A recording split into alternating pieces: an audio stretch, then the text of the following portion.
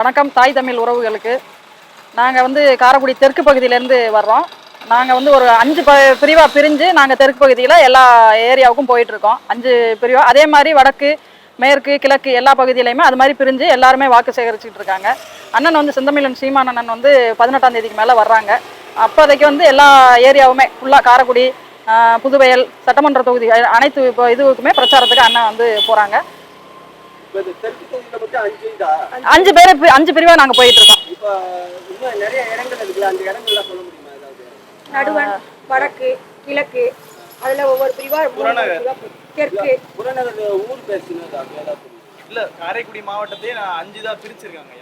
5 பகுதியா பிரிச்சு அதுல பொறுப்பாளர்கள் போட்டு அதுல கலப்பணி ஆடிட்டு. அதோட சுற்றுப்பற்ற மாவட்டங்கள் தேவக்கோட்டை, கண்ணங்குடி, புதுவயல், கண்டனூர் அந்த மாதிரி ஏரியாக்களை அதுக்கான பொறுப்பாளர்கள் போட்டு இதேபடியே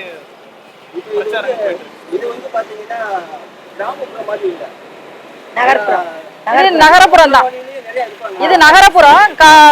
இப்ப சருகணி இருக்கு, அங்கிட்டு சாக்கோட்டை இருக்கு, புதுவயல் இருக்கு, அங்கிட்டு செங்கத்தாங்குடி இருக்கு, நிறைய ஊர்கள் இருக்கு. ஒவ்வொரு அதாவது புதுவயல்ல இப்ப பாத்தீங்கன்னா சாக்கோட்டையில ஒன்றியத்துல நிறைய ஊர்கள் இருக்கு. கிராமப்புறங்கள் நிறைய ஊர்கள் இருக்கு. அது மாதிரி இப்ப அந்தந்த ஒன்றியத்துல உள்ளவங்க பிரிவுகள் அவங்கவுங்க அந்தந்த ஏரியாவை பாத்துட்டு இருக்காங்க எல்லாருமே. இல்ல, காலையில மதியம் கண்டினியூவா தான் பண்றோம். ஆமா, காலையில பண்றோம், மதியமும் பண்றோம். ஒரு நாள் காலையில 7 மணிக்கு ஆரம்பிச்சு நைட்டு 9 மணி வரையும் பண்றோம் நாங்க. ஆமா ஆமா, பண்றோம். நன்றி நன்றி. இன்னைக்கெல்லாம் தேவகோட்டையில கடும் வெயில்ல நாங்க பரப்புற பண்ணையில ஒரு ஐயா சொன்னாங்க 300 ஓட்டு உங்களுக்கு மொத்தமா இருக்கு, நான் எங்க ஊர்லயே போடு, நீங்க கவலைப்படாதீங்க. சீமானந்தம் மாற்று அரசியல் வேணும் நம்மளுக்கு. காங்கிரஸ் 9 வாட்டி ஆண்டுச்சு, எதுவும் செய்யலை நம்ம ஏரியாவுக்கு. எல்லாருக்கும் படித்தவங்க படிக்காதவங்க எல்லாருக்கும் அரசு வேலை உண்டு. இலவச அரசு மருத்துவமனை நம்மளுக்கு இலவசமாக வேணுமா இல்லையா? தரமான நாம் தமிழர் கட்சியிலேருந்து வரோம். அண்ணன் சீமான் அண்ணனே நிற்கிறாங்க முதலமைச்சர் வேட்பாளராக. ஒரு மாற்று அரசியல் வேணும். 2வது பட்டம் இது.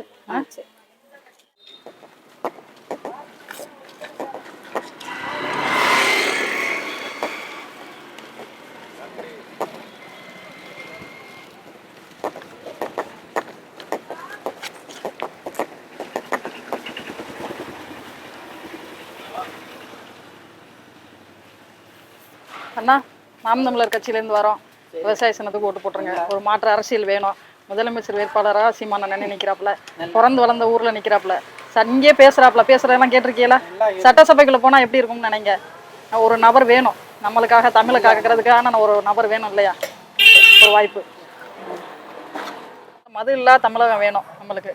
அதாவது டாஸ்மார்க்கை பூரா ஒழிக்கணும். அண்ணா திமுகவும் இலவசம் சொல்றான், திமுகவும் இலவசம் சொல்றான், புதுசாக விஜயும் இலவசம் சொல்றாரு. நம்மளுக்கு இலவசம் வேண்டாமா? எல்லாருக்கும் சுயமாக வாழணும் இல்லையா? நல்ல வேலை வாய்ப்பு, கல்வி, தூய மருத்துவம், சரிங்களா? இதுக்கான அரசியல் அண்ணன் பேசுறாரு. மக்கள் யாருக்கும் கையெழுந்திருக்கும். ஒரு மாற்று அரசியல் வேணும். ஆமாம், போதையில் கண்டிப்பாக தாங்க. போதையில் தமிழகம் வேணும் நம்மளுக்கு. கண்டிப்பாக தான் நம்மளுக்கு வேணும். நாம் தமிழர் கட்சியிலேருந்து வரோம். விவசாய சின்னத்துக்கு ஒரு மாற்று அரசியல் வேணும் நம்மளுக்காண்டி. போதை இல்லாத தமிழகம் வேணும். பாதுகாப்பான தமிழகம் வேணும் நம்மளுக்கு.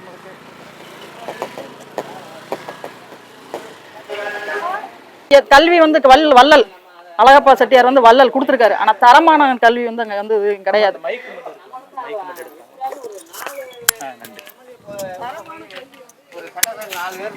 ஐயா இருங்க, பெரிய விஷயம் நமக்கு. ஐயா இருங்க, அந்த மட்டும் மைக் மட்டும் மாட்டிக்கிறேன்.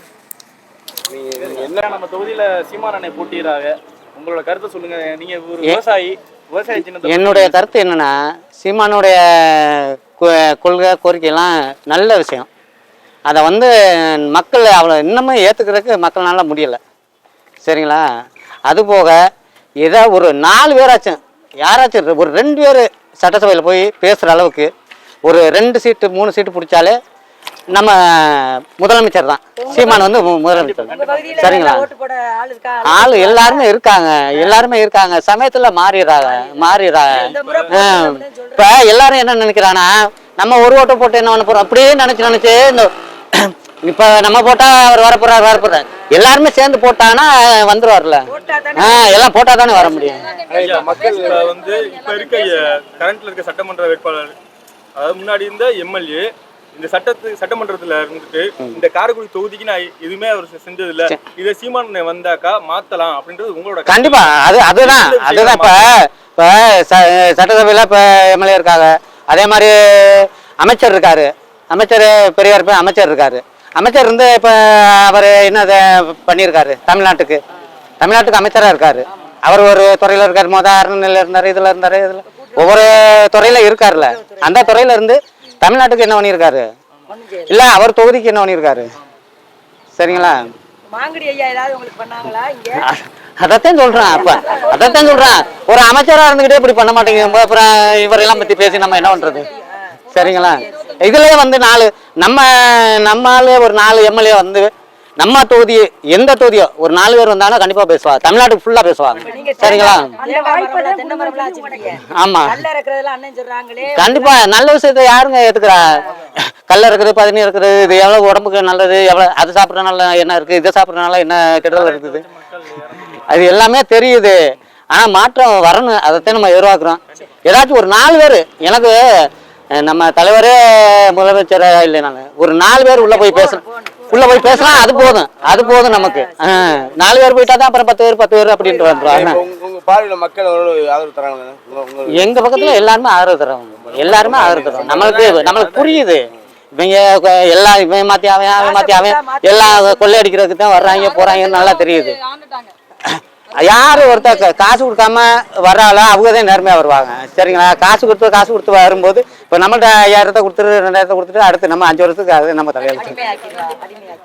எதுவுமே போய் ஏதாச்சும் ஒரு சின்ன ஒரு பிரச்சனை போய் கேட்க போனாலும் அவங்க என்ன சொல்லுவாங்க, அன்னைக்கு ஓட்டு காசு வாங்கினீங்கல்ல சும்மா. விவசாயத்துல இந்த வேலை பாக்குறீங்கன்னா அதுல ஏதாவது பிரச்சனைகள் இருந்திருக்கா, ஏதாவது சந்திச்சிருக்கா? சும்மா தைரியமா சொல்லுங்க. பிரச்சனை 1000 பிரச்சனை இவ்வளவோ சந்திச்சோம். வாங்க முடியாம இருந்திருக்கு, இல்ல தண்ணி பாய்ச்ச அதெல்லாம் 1000 பிரச்சனை சந்திச்சிருக்கோம். 1000 போய் நம்ம அந்த எல்லா ஒவ்வொரு துறையிலும் வேளாண்மை துறையில போயிட்டு நம்ம கேட்கறோம், அம்மா அது மானியம்னு சொல்றாள் அப்படின்னு. கடைசியில வேலையை கெடுத்தது மிச்சமா இருக்கு. பேசாம இவங்கள்ட்ட போய் கேட்கறது, நம்ம வேலையை பார்த்து பேசாம அவன்கிட்ட நம்ம கடையில போய் கடையில போய் 2 உரமுறை வாங்கிட்டு வந்து வேலையை பார்ப்போம் அப்படிங்கிற மாதிரி போயிடுது.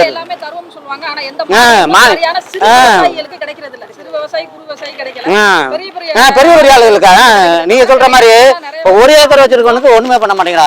இதே 20 ஏக்கர் 30 ஏக்கர் போது அவங்களுக்கு மட்டும் விவசாய விலையில அது விலையில இது விலையில என்னென்னமோ பண்றாங்க. கண்டிப்பா நமக்கு என்னன்னா ஒரு 4 பேர் போய் சட்டசபையில போயிட்டாலே நமக்கு தெரியும் எல்லாம் இருக்கு. நம்ம எல்லாம் பாடுபட்டு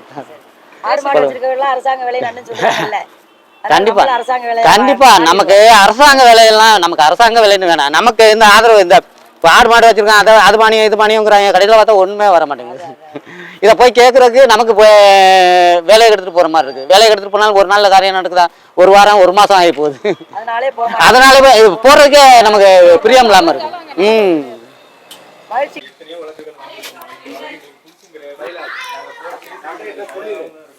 யாருமே சும்மா படிக்காமல எல்லாருமே படிச்சிருக்கீங்க. ஆமா, நான் இல்லைன்னு சொல்ல கிடையாதுமா. இல்ல சொல்றேன். கண்டிப்பாமா. சில பேர் நீங்க அந்த கிராமத்துக்கு எல்லாம் போனா படிக்காதவங்க இருப்பாங்க. அவங்க கிட்ட நம்ம கிராமத்துல இருக்கிறவங்களே படிக்கிறாங்க. கண்டிப்பாமா. நம்மள இந்த முள்ள ஒரு வாய்ப்பு படிப்பு தானே முக்கியம். கண்டிப்பாமா. தான் படிக்கலைனாலும் தன் பிள்ளைங்க படிக்க வச்சிருக்காங்க. அதானப்பா எங்க அண்ணனும் சொல்றாரு, இலவச கல்வி ஆரம்ப கல்வியில இருந்து ஆராய்ச்சி கல்வி வரை இலவசம் எங்க அண்ணன் சொல்றாரு. உங்களோட கருத்து கணிப்பு எப்படி இருக்கு அப்படிங்கறதுக்காக அந்த வீடு கட்டிட்டு இருக்காங்க. இந்த வீடு வந்து பின்னாடி பேக் சைடு. ஓ சரிங்கம்மா சரிங்கம்மா.